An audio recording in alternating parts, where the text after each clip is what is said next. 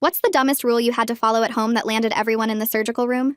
I was making veggie tacos for dinner when my kids ran into the kitchen. Dad promised we'd go to McDonald's, they shouted.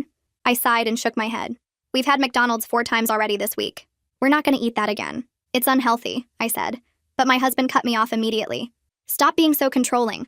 I'm the man of the house and we eat what we want. I tried to explain that the kids needed a balanced diet and home-cooked meals, not fast food every single day, but he just turned to them with a big smile. Mommy acts like she's such a smarty pants sometimes and keeps telling us what to do. But Daddy says you should eat what makes you happy. The kids cheered and hugged him tight while I stood there feeling like the enemy. You're not their friend. You're their father. We can't always do what they want, I reminded him. And you're not a nutritionist, he shot back. I'm tired of all your nagging about, oh, you can't have fried food again, or oh, don't give the kids candy. Give it a break, you little food dictator. Let me handle our meals from now on. I frowned, watching them go out to McDonald's for the 5th time this week and thought, fine. If he wanted to be in charge of food, he can have it all. So I stopped cooking, stopped suggesting we eat something healthier, stopped everything entirely. The first week was like a dream haven for them. Daily McDonald's runs, candies with every meal. My husband would come home with bags of fast food, holding it up and announcing it like he'd hunted and gathered for his family. He bragged to his coworkers about how peaceful his house was now that the food police had been disbanded. And they actually encouraged him with comments like, lucky man, and I wish my wife was that cool. He'd even show me those texts to prove his point. But by the second week, I noticed him starting to get winded just walking up our driveway. He'd pause at the doorway, pretending to fumble around for his house keys while he caught his breath. The kids struggled too. My son Elian was getting teased and left out in PE because he couldn't run without getting sick. My daughter Tori split her uniform pants and came home crying and embarrassed after her friends teased her about her weight and eating habits. Do you always scarf down food like that? Her best friend had asked during lunch in front of everyone. But when I tried suggesting maybe we go back to eating my balanced meals, my husband laughed. They're just growing. He bought them bigger uniforms and jackets to hide their growing bodies. Things only got worse. My husband fell over and injured his back after trying to tie his shoelaces. He was forced to switch to slip-ons just to go to work. He also got stuck in restaurant booths and started spilling into the seats beside him. Even our relatives started teasing them. At Thanksgiving, my husband reached over to refill his plate when his brother said, "Whoa there, that platter's for sharing, not for one person." Everyone burst out laughing, sharing twisted jokes about their weight. And while the kids looked embarrassed, my husband's response was the same to every humiliation. The world's not built for real-sized people. But it wasn't until the trampoline incident when they started to realize just how bad it's actually gotten. Tori's friend had a birthday party with a trampoline. And when Elian jumped on, a horrible ripping sound spread before the whole thing collapsed. 20 kids watched him fall through. That day, both my kids went over to my room and asked if I could secretly make them a veggie sandwich without their father knowing. And I did. I immediately started making them food and packing them healthy lunches and taking them out to the park to get some exercise. But on my husband's birthday, something completely turned things around. That Saturday, he brought us to a local steakhouse and signed up for the 72-ounce steak challenge. I gotta show everyone what a real man can do, he said. The kids looked uncomfortable. I watched him at the table halfway through the massive steak. His face was red and sweat was pouring down his forehead. A crowd had gathered and was cheering him on while I finally begged him, "Please stop. This is insane. Stop controlling me," he said through a mouthful of meat. Elian tugged on his father's sleeve. "Dad, please listen to Mom. This isn't good." But he still refused, glaring at his own child and saying, "Don't be a weak piece of crap like your mother." Tori started crying too. "Daddy, you look sick. Please stop eating. Can you all just shut up and let me do what I want? I'm the man of this family," he shouted. He continued eating just to prove his point. Then his eyes went wide. His hand went to his chest. The fork fell onto the plate with a clattering sound that made everyone stop cheering. He looked at the kids with pure terror before he collapsed face first into what was left of the steak. Tori screamed. Elian froze completely. The crowd scattered in a panic, calling 911. At the hospital, they put him through triple bypass surgery, saying that 90% of his arteries were blocked. But that wasn't even the worst thing they found. In his stomach was something so crazy, they almost named it after him. The ambulance ride was a blur of sirens and Tori's sobbing and paramedics shouting numbers I didn't understand. Now I'm sitting in the hospital waiting room with both kids pressed against my sides. Elian has his face buried in my shoulder and won't look up. Tori keeps asking if Daddy is going to die, and I keep saying no, even though I have no idea if that's true. Nurses rush past us in the hallway talking in urgent voices about cardiac arrest and blocked arteries. A woman at the desk keeps glancing at us with this sad look on her face. The fluorescent lights make everything feel too bright and too real. My hands won't stop shaking. A surgeon in blue scrubs walks toward us, and I stand up so fast the kids almost fall over. He introduces himself, but I don't catch his name because my ears are ringing. He's holding a clipboard and his face is serious. He tells me my husband needs emergency triple bypass surgery right now. 90% of his arteries are blocked. He could die without immediate intervention. The surgeon hands me consent forms and a pen. I try to read the papers, but the words swim together. My hands shake so badly I can barely hold the pen. The kids watch me with these terrified faces. I sign everything. Line after line after line. The surgeon takes the forms back and tells me the surgery will take several hours. He walks away quickly. I pull the kids back down onto the plastic chairs.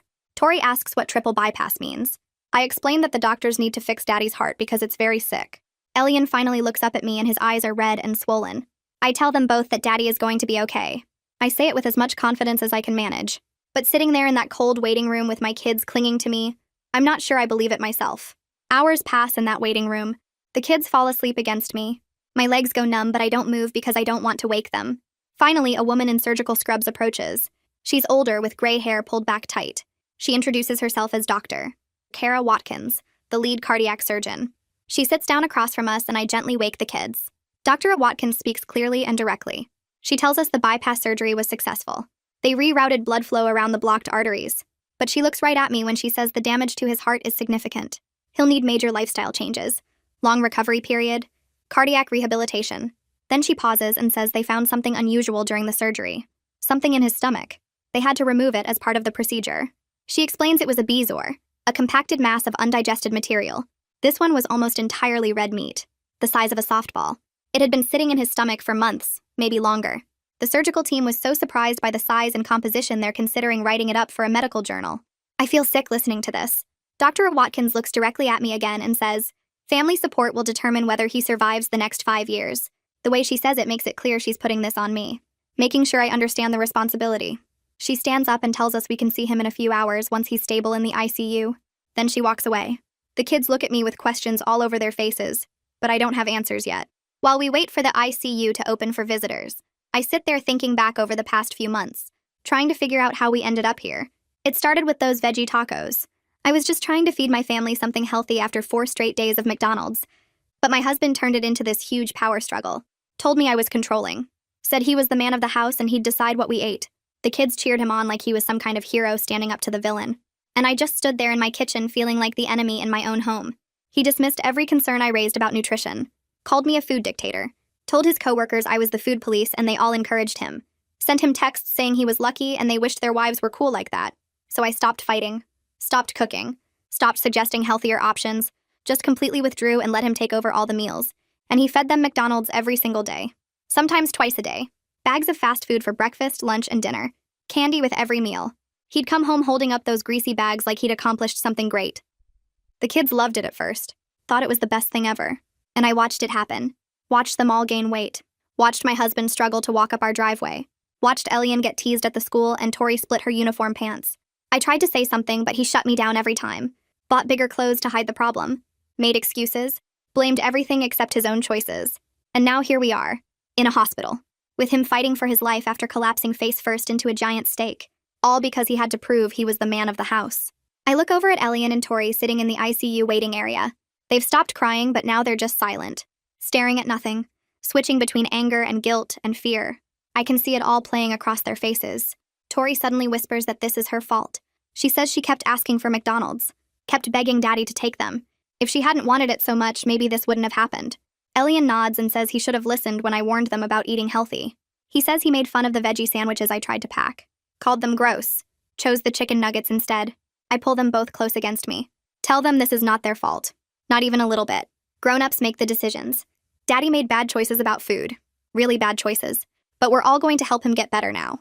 We're going to be a team. Tori asks if Daddy is going to die. I tell her the doctors fixed his heart, and now we need to help him stay healthy. Elian asks if we have to eat McDonald's anymore. I shake my head and say no, we're done with that. We're going to eat real food at home.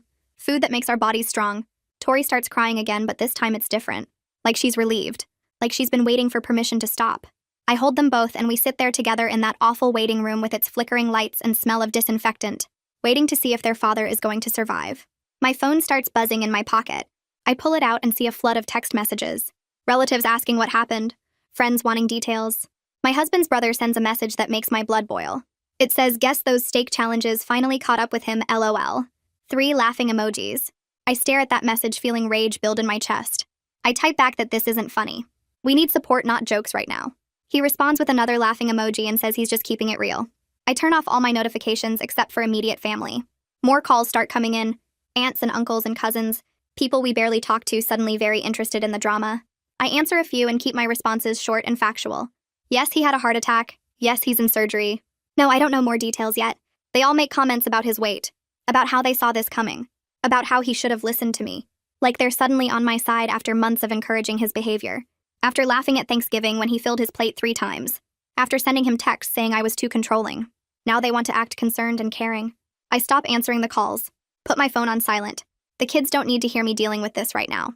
They don't need to know their uncle thinks this is funny, that their relatives are treating this like gossip instead of a real crisis. A nurse finally approaches and says we can see him for 5 minutes. Just 5 minutes. She leads us down a hallway and through double doors into the ICU. The smell hits me first. Antiseptic and something else I can't identify. We walk past other rooms with other patients. Machines beeping everywhere. The nurse stops at a room and gestures for us to go in. I see him before the kids do. Lying in the bed with tubes coming out of his arms and chest and nose. Machines all around him beeping and flashing numbers. His face is pale and puffy. Swollen in a way that doesn't look like him. The kids freeze in the doorway. I take their hands and pull them forward gently. We stand beside the bed. His chest rises and falls, but it's the ventilator doing the work. I feel all my anger dissolve into something else. Pure fear. This man who was shouting at me in a steakhouse yesterday now looks so small and helpless. The kids are crying again. I reach out and take his hand. It's cold and limp. I tell him he needs to fight. Needs to come back to us. The kids need their father. I need him. Despite everything he's put us through these past months, despite the fighting and the stubbornness and the terrible choices, I realize I still love him. I still want him to survive this. I want him to get better and be the man I married. The man who used to care about our family's well-being. The nurse touches my shoulder and says our time is up. I squeeze his hand one more time. Tell him we'll be back soon. The kids each touch his arm gently. Then we walk back out into the hallway, and the door closes behind us. A woman in business clothes catches me in the hallway as we're heading back to the waiting room. She introduces herself as the hospital billing coordinator. She has a folder in her hands and a sympathetic expression on her face. She explains that even with our insurance, we're looking at significant out-of-pocket costs. The surgery alone is expensive. Then there's the hospital stay, the cardiac rehabilitation program he'll need after, the medications, the follow-up appointments.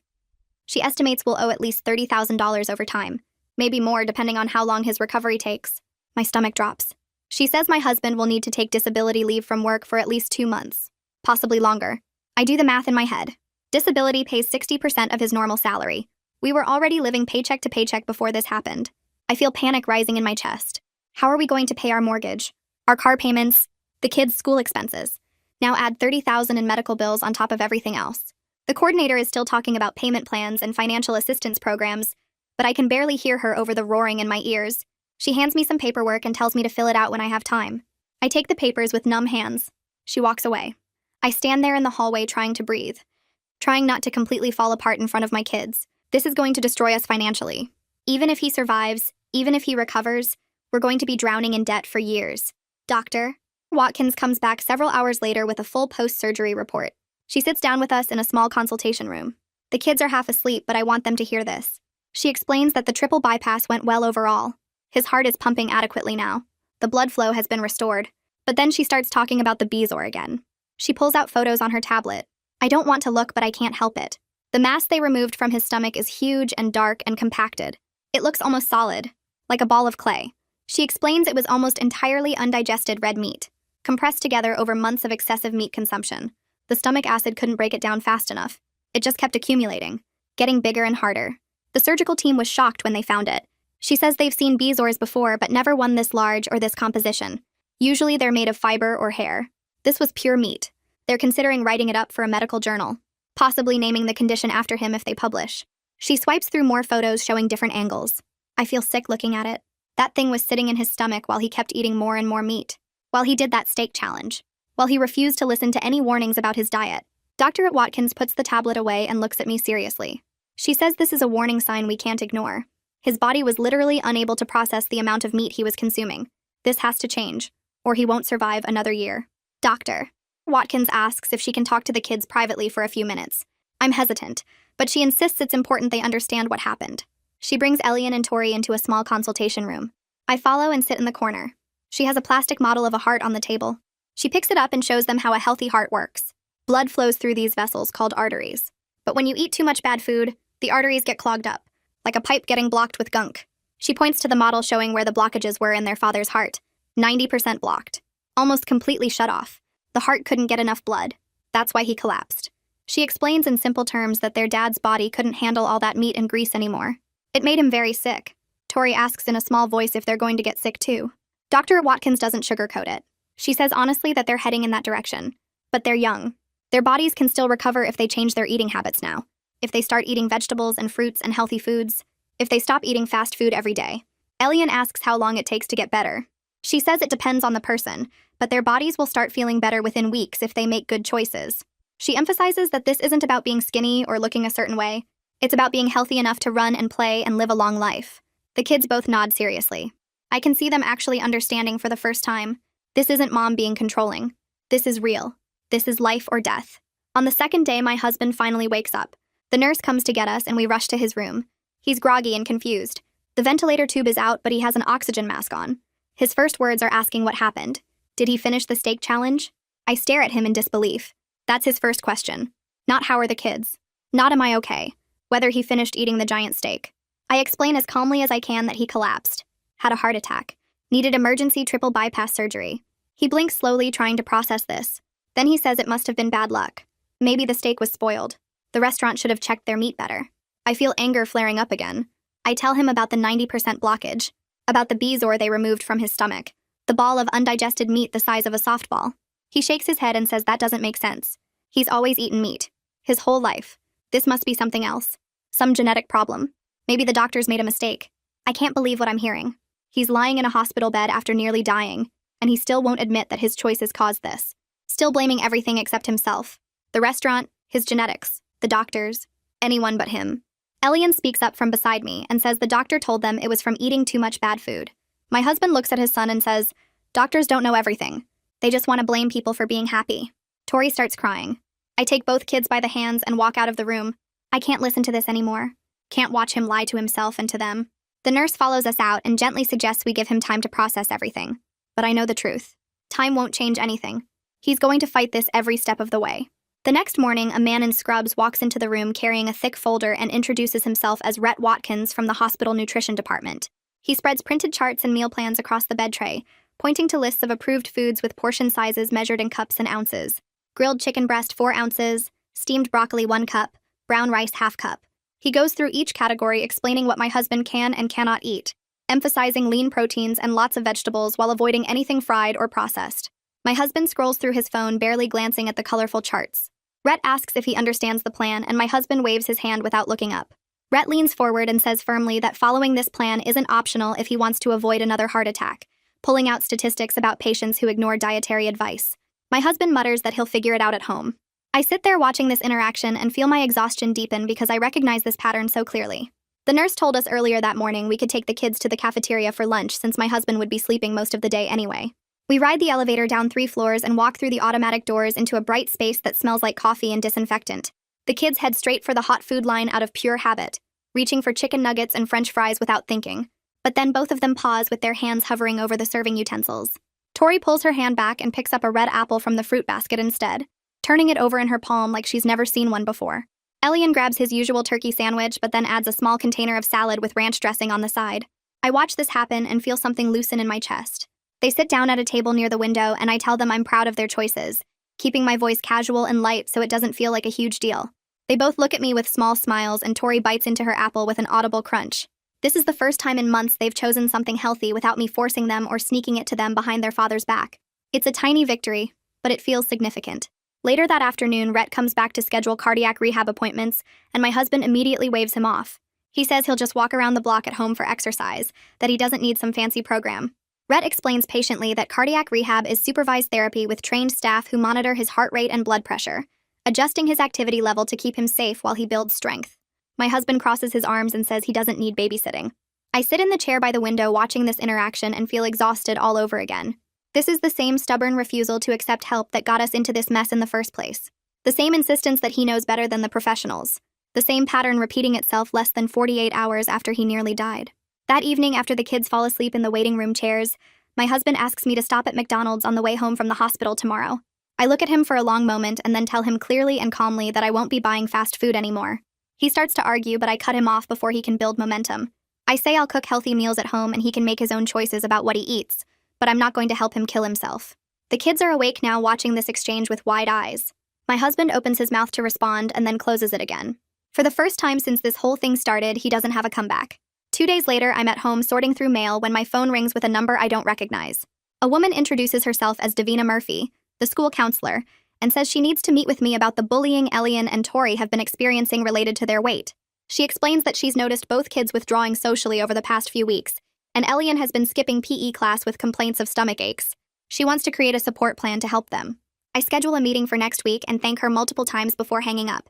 It feels good to know that someone at the school is paying attention and actually wants to help instead of just calling it kids being kids. The meeting happens on a Tuesday afternoon in Davina's small office with motivational posters on the walls. She sits across from me with a yellow legal pad and outlines a plan that includes modified PE activities for Elian, while he builds his stamina back up, regular lunch check-ins with both kids to make sure they're eating and feeling okay, and a conversation with students in their classes about body respect and kindness.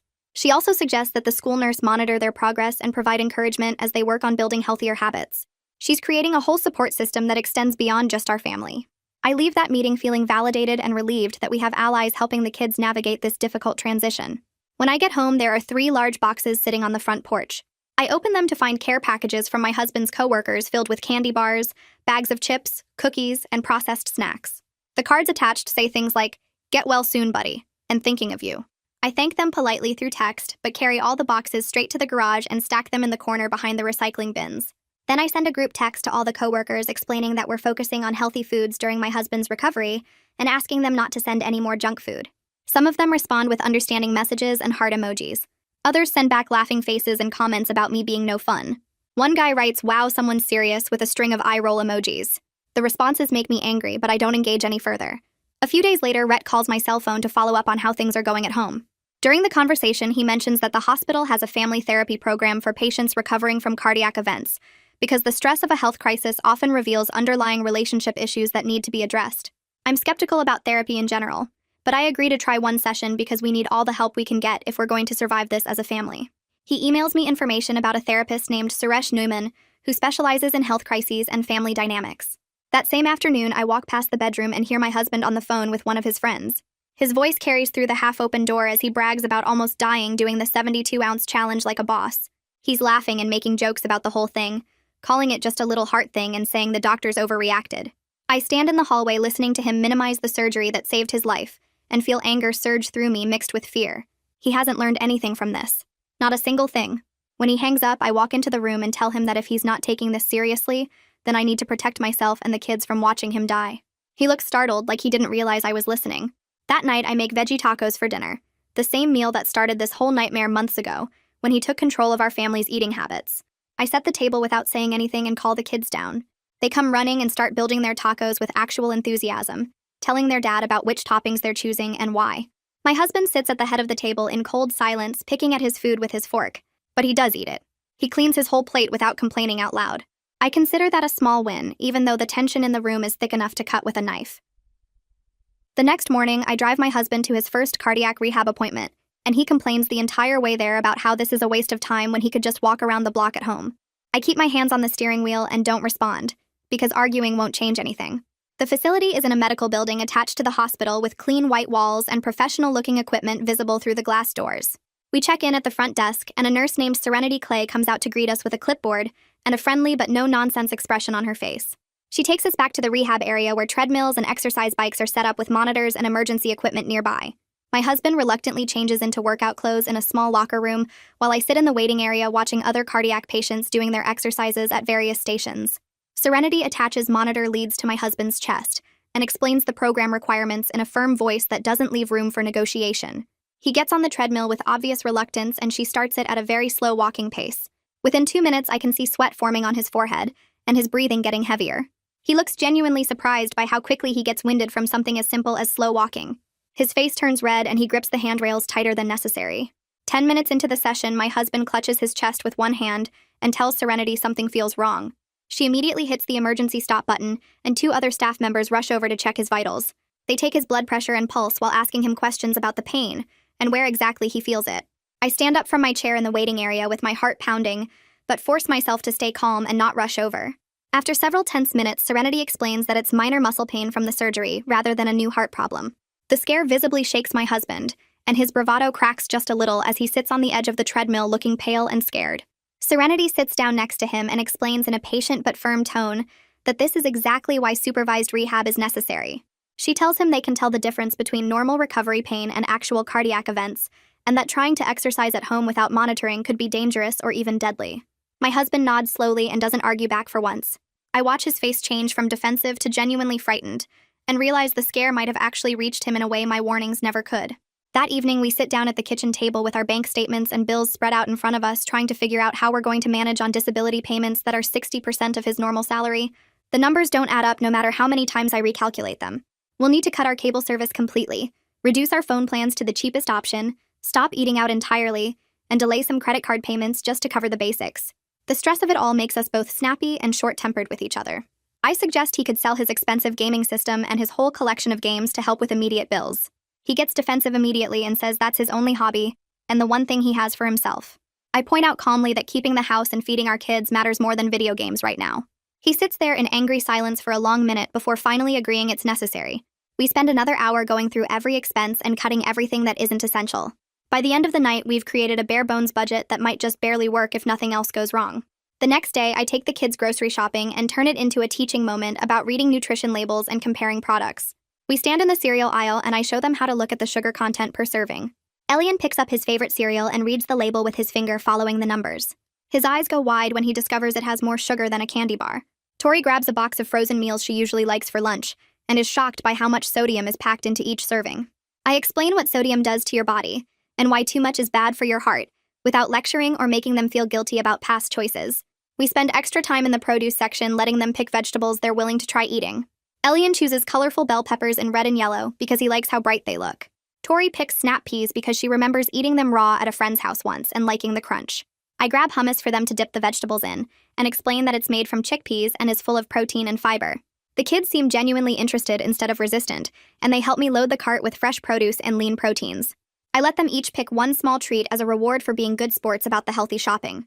Our first family therapy session with Suresh Neumann happens 3 days later, and the awkwardness is thick from the moment we walk into his office. My husband sits in his chair with his arms crossed over his chest and barely participates in the conversation. Suresh asks open-ended questions about our family dynamics and how we communicate about health and food choices. I try to answer honestly while my husband just shrugs or gives one-word responses. Suresh gently points out the control dynamics in our relationship and notes that my husband used food as a power move, while I responded by completely withdrawing from the situation. My husband deflects immediately and says I was being controlling about what everyone ate and treating him like a child. Suresh acknowledges that both patterns were unhealthy, but explains that the current crisis requires new approaches from everyone. He asks my husband directly what food represented to him growing up, and why he reacted so strongly to my suggestions about healthy eating. My husband shifts in his seat uncomfortably and doesn't answer. Suresh doesn't push, but makes a note on his pad and says we'll explore that more in future sessions. The hour feels like 3 hours, and we leave without making much progress, but at least we showed up. Rhett schedules a follow-up dietitian appointment the following week and has the kids create a visual meal plan with pictures of foods they like that are also healthy. He gives them magazines and printed photos to cut out and paste onto a poster board. Elian gets excited about making his own smoothies with fruit and yogurt and cuts out pictures of strawberries and bananas and blueberries. Tori wants to learn to cook simple stir-fries with lots of vegetables and finds photos of colorful peppers and broccoli and snap peas. Rhett encourages their enthusiasm and writes down recipes they can try at home. My husband sits through this session looking bored and non-committal. He checks his phone several times and only half listens to what Rhett is explaining about portion sizes and meal timing. I feel frustration building in my chest, but try to stay focused on the kids' enthusiasm instead of my husband's resistance. The kids tape their meal plans to the refrigerator when we get home, and Elian asks if we can make smoothies for breakfast tomorrow. Elian goes back to PE class with his new accommodations, which include modified activities and permission to take breaks without having to explain why. He comes home that afternoon practically bouncing with excitement because he was able to participate in a relay race at his own pace and didn't get sick or teased. The PE teacher let him walk fast instead of run and positioned him as the anchor leg so he wouldn't hold up his team. His team actually won, and the other kids high-fived him and celebrated together. The teacher pulled him aside after class to praise his effort and tell him she was proud of how hard he tried. I can see Elian's confidence starting to rebuild just a little bit as he tells me the whole story with animated hand gestures. He asks if he can go to the park after homework to practice walking fast, so he can maybe try jogging next week. That weekend, Tori and I go for a walk around the neighborhood together while my husband stays home with Elian. We make it 2 blocks before Tori complains that her knees hurt and asks if we can stop. I validate her feelings instead of pushing her to continue, and we sit on a bench at the corner park. I tell her that bodies need time to adjust to new activities and that it's okay to go slow. She admits she's embarrassed about not being able to keep up with her friends during recess when they run around playing tag. I share that I struggle with exercise too, and that it's hard for me to stay motivated sometimes. We sit there together watching other kids play, and I make it feel less like a personal failure and more like something we're working on together as a team. Tori leans against my shoulder and says she's glad I understand. We walk back home slowly and stop twice more to rest. The next week, my husband tries to pressure me to stop at a drive-thru on the way home from his rehab appointment. He says he deserves a treat for doing all the exercises and working so hard. I refuse calmly but firmly and remind him about what Dr. Watkins said about his arteries and his damaged heart. I offer to make him a satisfying meal at home instead with the ingredients we bought at the grocery store. He sulks the rest of the drive home and won't talk to me or look in my direction. When we get home, he goes straight to the bedroom and closes the door. I start helping the kids with their homework at the kitchen table. About 20 minutes later, I hear him on his phone in the bedroom talking in a low voice. I don't think much of it until a delivery driver knocks on our door an hour later with a bag from a burger place. The delivery arrives while I'm still helping the kids with their math worksheets and spelling words. My husband takes the bag and eats the greasy burger and fries in the living room while watching television. I don't say anything because arguing will just make things worse. Within an hour, he's in the bathroom with stomach distress and I can hear him groaning and clearly in pain through the closed door. The kids hear everything too because our house is small and the bathroom is right off the hallway. Tori starts crying and saying she doesn't want Daddy to die. Elian looks toward the bathroom with something like disgust on his face instead of concern. I pull Tori close and try to comfort her while listening to my husband suffer the consequences of his choice. I realize this might be the wake-up call that actually reaches all of them in a way my words never could. I finish helping the kids with their homework and get them ready for bed. Tori hugs me extra tight and asks if Daddy is going to be okay. I tell her yes, even though I'm not sure anymore. Elian brushes his teeth without being asked and goes straight to his room. I tuck them both in and wait until I hear their breathing get slow and steady. My husband is still in the bedroom with the door closed. I grab my keys and go outside to my car in the driveway. I sit in the driver's seat and lock the doors. Then I let myself cry. I'm so angry at him for ordering that burger after everything we've been through. I'm scared he's going to die and leave me alone with 2 kids who just watched their father almost kill himself. I'm mad that I have to be the grown-up while he acts like a child who can't control himself. The tears come hard and I have to cover my mouth so the neighbors don't hear. I think about what happens if he dies. I think about raising Elian and Tori by myself. I think about the medical bills and the mortgage and everything else. But sitting here falling apart won't help anyone. I wipe my eyes with my sleeve and take some deep breaths. I have to stay calm. I have to stay steady. No matter what he does, I have to keep going for the kids. 3 days later, we have the follow-up appointment with Dr. Watkins at the hospital. My husband complains the whole drive there about having to take time off work. We sit in the exam room and wait. Dr. Watkins comes in with a folder full of papers and test results. She reviews his blood work and checks his heart with her stethoscope. Everything sounds okay for now. Then she pulls out some printed images and spreads them on the table. She points to dark spots and blocked areas on pictures of his heart. She looks right at him and speaks in a clear, firm voice. If you keep eating like you did before, you will die within 5 years. Maybe sooner. The bypass surgery bought you time, but it didn't fix the real problem. Your heart is damaged. These arteries can block up again if you don't change. She shows him another image with arrows pointing to the worst areas. Do you want to see your kids graduate high school? Do you want to walk your daughter down the aisle someday? Because the choices you make right now decide if that happens. My husband sits there looking pale and shocked. His mouth opens, but nothing comes out. Dr. Watkins puts the images back in the folder and hands him a card for a support group.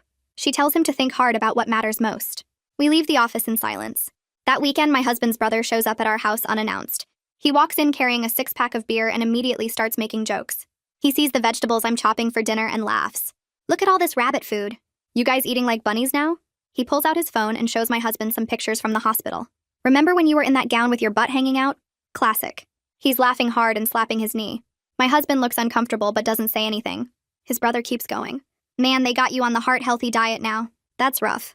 No more real food for you. I put down my knife and turn to face him. Those jokes aren't helpful right now. If you can't be supportive, then you should leave. His brother stops laughing and looks surprised. My husband's eyes go wide. There's a long, awkward silence where nobody moves. Then his brother clears his throat and mumbles an apology. He changes the subject and asks about work instead. The rest of the visit is tense, but at least he stops making fun of us. On Monday morning, my phone rings while I'm doing laundry. It's Davina from the school. She tells me she wanted to check in about how the kids are doing. She says both Elian and Tori are handling the peer comments much better now. Elian found a group of friends who eat lunch with him and don't care what he brings. They talk about video games and sports instead of food. Tori has been working with the school counselor twice a week on positive self-talk. When someone says something mean, She has tools now to handle it. Davina says the bullying hasn't stopped completely, but it's better. The kids have strategies and they're using them. I thank her and tell her how much the school's help means to our family. I hang up feeling grateful in a way I didn't expect. It helps to know we're not dealing with this alone. On Wednesday, we have our second session with Suresh. We sit in his office with the soft chairs and the tissues on the table.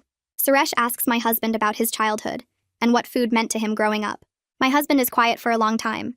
Then he starts talking about being poor as a kid. He describes being hungry a lot and having free lunch tickets at the school. The other kids would tease him about it. He talks about wearing clothes that were too small because his parents couldn't afford new ones. He says he promised himself that when he had his own family, they would never feel that way. They would never be hungry or feel poor or left out. Suresh listens carefully and then helps him see how he mixed up having plenty of food with showing love. How he thought controlling meals meant he was providing and being a good father. My husband's voice cracks when he talks about wanting to give his kids everything he didn't have. I feel my anger start to soften into something else. I'm starting to understand even though I'm not excusing what he did.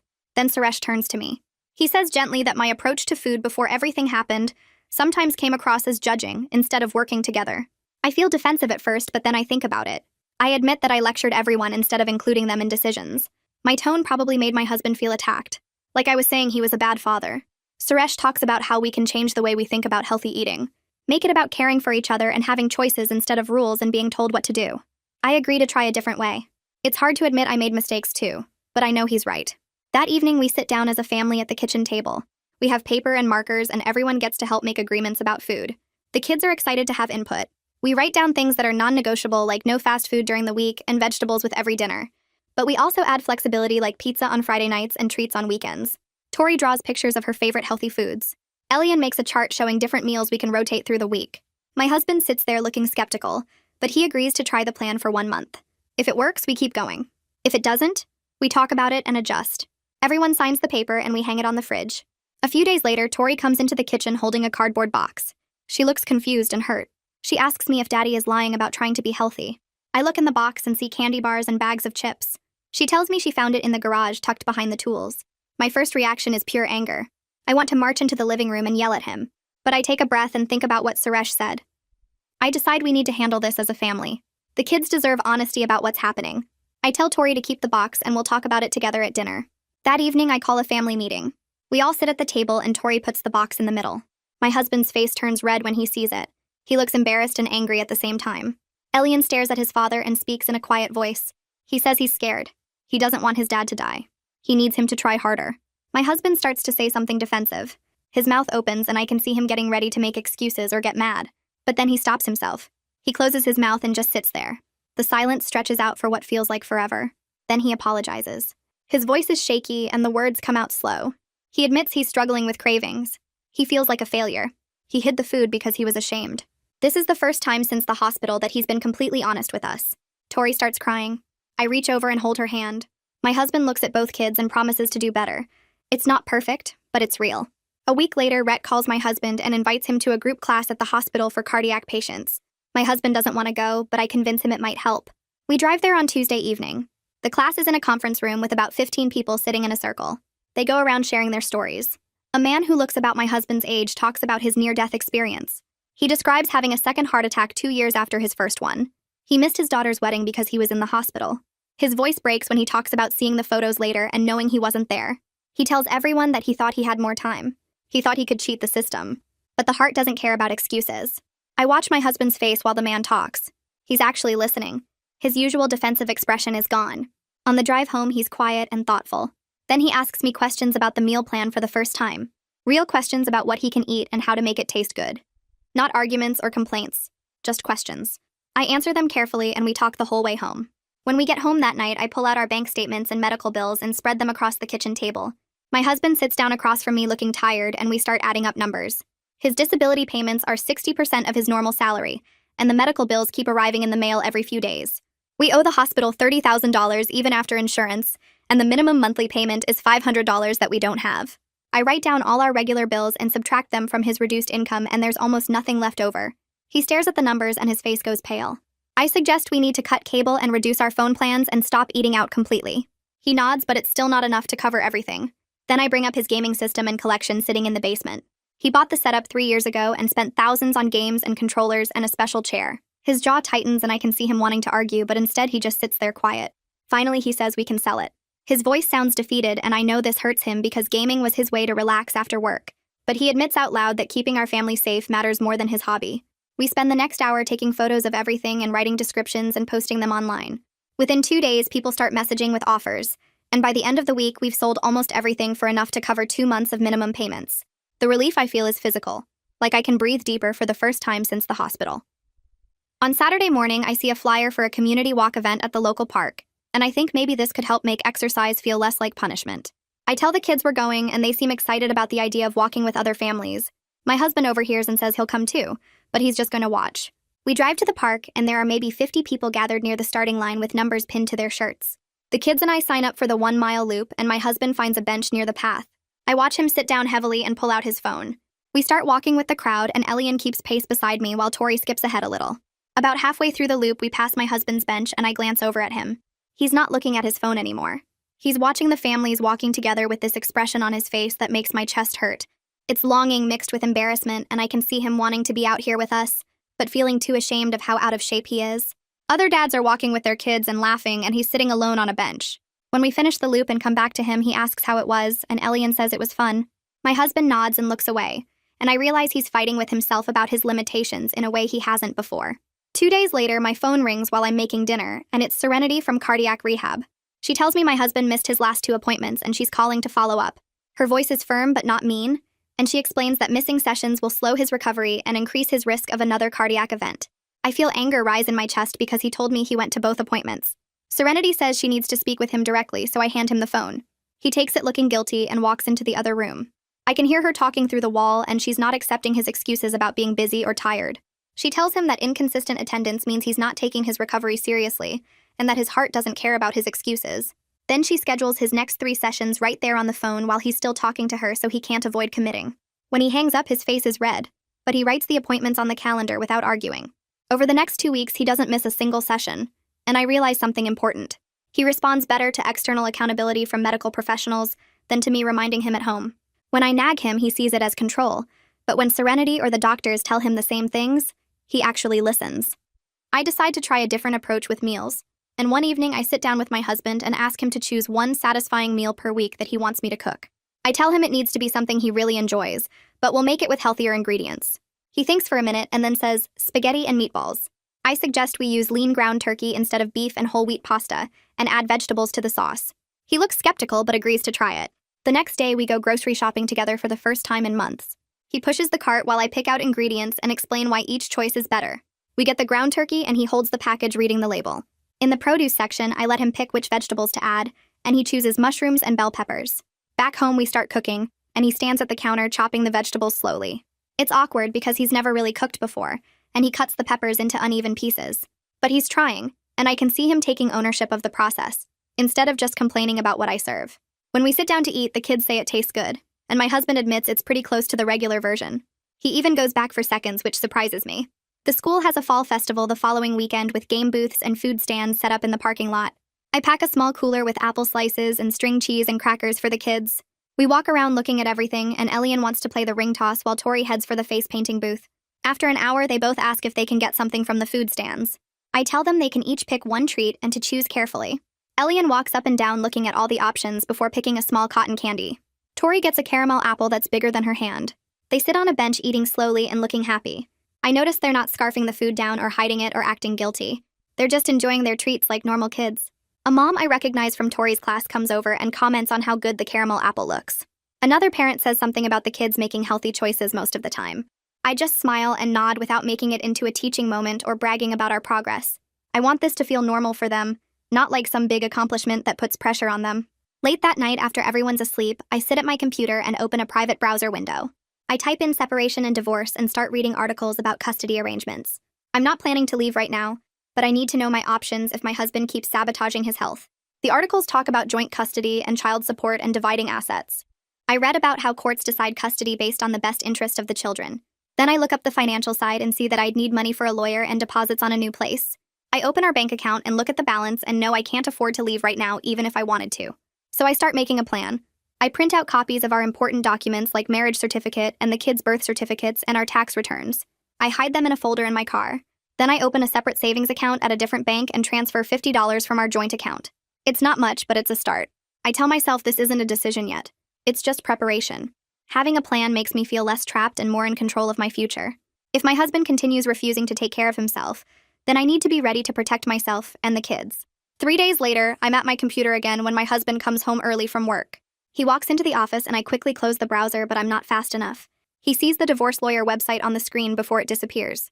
His face goes white and then red, and he asks what I'm looking at. I take a breath and decide to be honest. I tell him I've been researching separation options. He starts to get defensive and then stops himself. Instead, he asks quietly if I'm leaving him. His voice is shaking and all the usual bravado is gone. I tell him honestly that I don't know. I can't watch him slowly kill himself and traumatize our kids in the process. If he's not going to take his recovery seriously, then I need to think about protecting Elian and Tori and myself. He sits down hard in the desk chair and puts his face in his hands. Then he starts crying actual tears, not just watery eyes. He says he's terrified of losing his family. He admits he's been scared every single day since waking up in the hospital. He's scared of dying and scared of changing and scared of failing at recovery. This is the first time since the heart attack that he's been completely honest and vulnerable with me. I sit there watching him cry and feel my anger mixing with sadness. Part of me wants to comfort him, and part of me thinks he should have been honest weeks ago instead of hiding snacks and lying about rehab. We stay up until 2 a.m. having the hardest conversation of our marriage. I tell him I need him to agree to a clear separation of control, where I make the health decisions for our family. His role needs to be specific and measurable, not just promises to try harder. He needs to attend every single rehab appointment without excuses.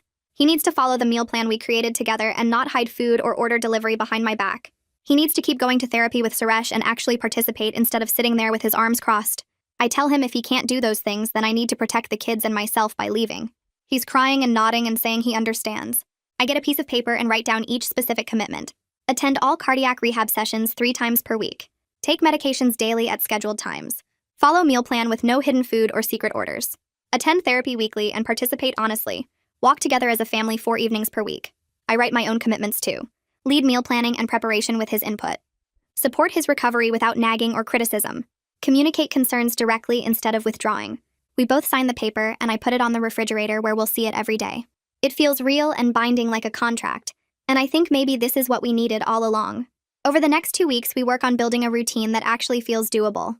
My husband sets alarms on his phone for his medications and takes them at the same time every morning and evening. He goes to cardiac rehab on Monday, Wednesday, and Friday without missing once. After dinner, we put on our shoes and walk around the neighborhood together as a family. Some nights, he only makes it 2 blocks before getting tired, but he does it. There are slip-ups where he eats too much at dinner or says he's too tired for the walk. But instead of fighting about it, I just write it in a notebook we keep on the counter. The next day, we look at what happened and figure out how to adjust. Maybe he needs a bigger lunch so he's not as hungry at dinner. Maybe we need to walk earlier before he gets too tired. The kids watch us working together instead of screaming at each other, and I can see them relaxing. Tori stops looking scared every time we sit down to eat. Elian starts talking more at dinner instead of staying quiet and tense. At the follow-up lab appointment the next week, we sit in Dr. Watkins' office waiting for results. She comes in with papers in her hand and actually smiles, which is something I haven't seen from her before. She tells my husband his cholesterol numbers have dropped significantly from where they were right after surgery. His bad cholesterol is down almost 40 points, and his good cholesterol is up. His blood pressure is in a healthier range too. She says if he maintains this trajectory, he's significantly reduced his risk of another cardiac event. My husband sits up straighter and asks how much he's reduced the risk. She explains it's hard to give exact numbers, but following his current plan could add years to his life. He looks genuinely proud of himself for the first time since this whole thing started. She schedules his next appointment for 3 months out instead of 1 month and says that's a good sign. On the drive home, he's quiet, but I can tell he's processing what she said.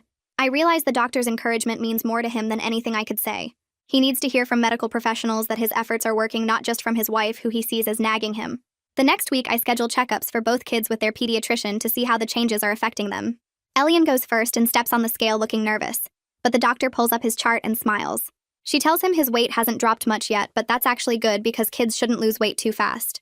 What matters more is that his energy is better, and he's eating vegetables and whole grains now instead of fast food every day. She measures his blood pressure, and it's come down from the borderline high reading 3 months ago. Elian asks if he's doing okay, and she tells him he's doing great. That slow and steady wins the race. Tori's appointment is similar, with the doctor praising her for making healthier choices and noting that her stamina has improved based on what the PE teacher reported. Both kids leave the office looking relieved instead of ashamed, and I realize how much pressure they've been carrying about their bodies. The pediatrician pulls me aside and says to keep focusing on health and energy rather than weight loss, especially with kids, because that's what builds sustainable habits. I thank her and feel validated that our approach is working, even if the changes aren't dramatic or fast. That evening, my husband asks to talk to me privately after the kids go to bed.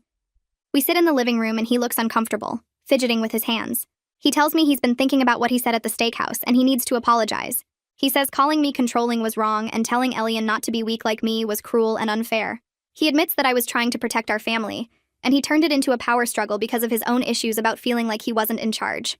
The apology is awkward, and he stumbles over his words, but I can tell he means it. I tell him I forgive him, but that rebuilding trust takes time and consistent action, not just words. He nods and says he understands, and we sit there in silence for a minute before he reaches over and squeezes my hand. It's not a perfect moment, but it feels real, and that matters more than perfect. A few days later, some of his coworkers stop by the house to visit and check on him. I answer the door expecting them to have bags of chips and candy like last time, but instead they're holding a fruit basket and flowers.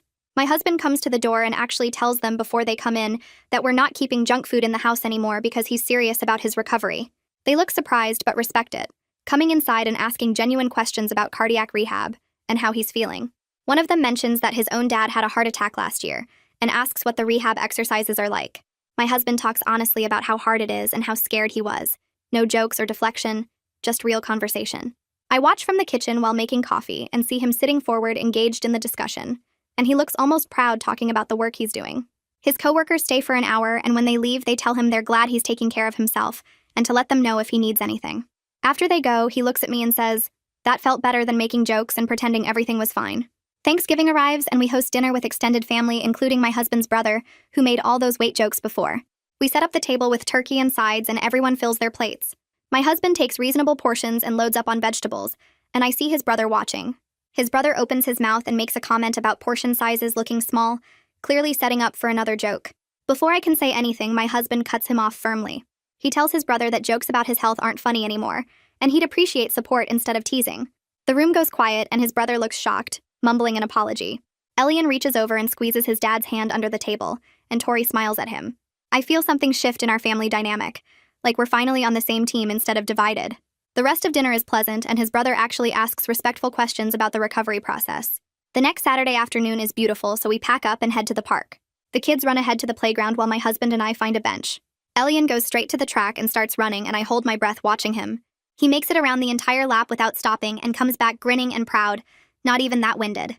Tori climbs all over the playground equipment without checking if her clothes are going to rip or if other kids are staring, just enjoying herself like a normal kid. My husband and I sit on the bench watching them play, and he reaches for my hand. We sit there together holding hands and feeling something like hope for the first time in months. It's not that everything is perfect or fixed, but we can see actual progress, and that makes me believe we might actually make it through this. Our third therapy session with Suresh comes around, and we talk about the control versus care dynamic again. Suresh suggests we set a shared cooking goal where my husband prepares one meal per week with my support. He explains that collaboration builds trust and gives my husband agency while keeping the family on track with health. My husband actually engages in the conversation instead of sitting there defensive and closed off. He asks questions about how to plan a meal and what ingredients to use. Suresh gives us homework assignments to plan the first meal together and shop for it as a team. We leave the session, and my husband seems energized instead of drained, talking in the car about what he might want to cook. I suggest starting with something simple, and he agrees, deciding on chicken and vegetable stir-fry. We shop for ingredients that week, and he reads recipes online to prepare. Saturday evening comes, and he takes over the kitchen while I supervise from the counter. He chops vegetables carefully and cooks the chicken in the wok, adding sauce and seasoning. The meal ends up oversalted and slightly burned in spots, but the kids eat it anyway and praise him for trying. I add soy sauce to mine without commenting on the mistakes. He looks embarrassed but also proud that he completed something, and after dinner we sit down and talk about what he'd do differently next time. He says he'd use less salt and cook on lower heat, treating it like a learning experience rather than a failure.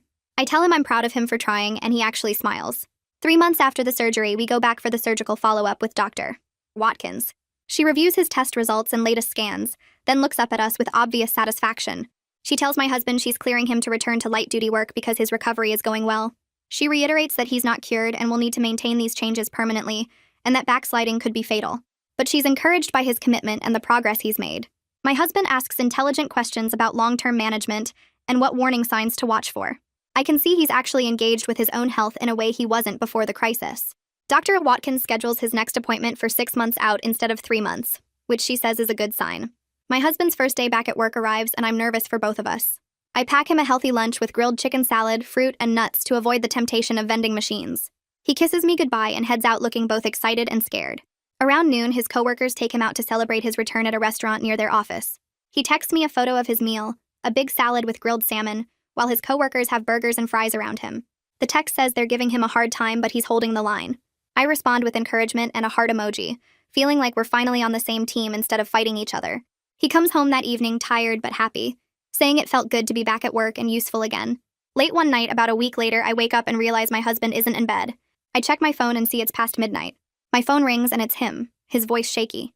He tells me he's sitting in the McDonald's parking lot near our house looking at the lit-up menu. He says the craving hit him hard and he drove here before he really thought about it. I take a breath and talk him through it without judgment, reminding him about how far he's come and asking if the temporary satisfaction is worth risking everything. He sits quiet on the phone for a minute, then says he's turning the car around. 20 minutes later, he walks through the front door and we go to the kitchen together. I make popcorn and we settle on the couch to watch a movie. He tells me that calling instead of giving in felt like a real victory, that he almost ordered but stopped himself and reached out instead. I tell him I'm proud of him, and that's what progress looks like. Not perfection, but better choices when it counts. The next week, we start something that becomes our new Thursday tradition.